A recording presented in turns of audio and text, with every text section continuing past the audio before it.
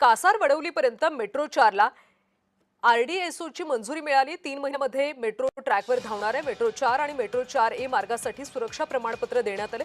Gadkari junction ते कासार वडवली दरम्यान ही metro धावणार आहे। एकूण 10 स्थानकादरम्यान प्रवाशांना सेवा मिळणार आहे। ठाणे घोडबंदर परिसरातल्या प्रवाशांना मोठा दिलासा मिळणार आहे।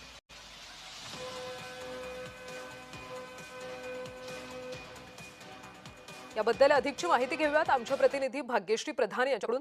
भाग्यश्री, आता कासार वडवलीपर्यंत खरं तर मेट्रो धावणार आहे, प्रवाशांना कसा फायदा होईल?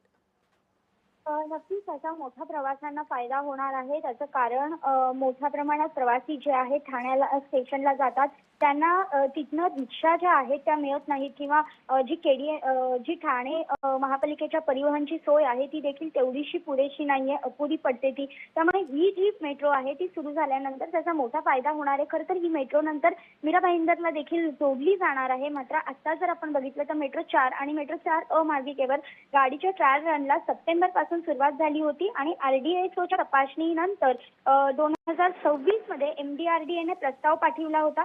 तर या सुरक्षा पत्रासाठी हे जे आहे काम ते थांबलेलं पाहायला मिळत होतं। मात्र 1 जूनला आपण बघतोय की महानगर प्रदेश विकास प्राधिकरणाला हे सुरक्षा पत्र जे आहे ते मिळालेलं पाहायला मिळतंय। त्यामुळे आता ही जी मेट्रो आहे त्याला कुठेतरी वेग आहे तो मिळणार आहे। मेट्रो 4 ही 32.32 किलोमीटर आहे, तर मेट्रो 4 ही 2.7 किलोमीटर लांबीची मार्गिका आहे।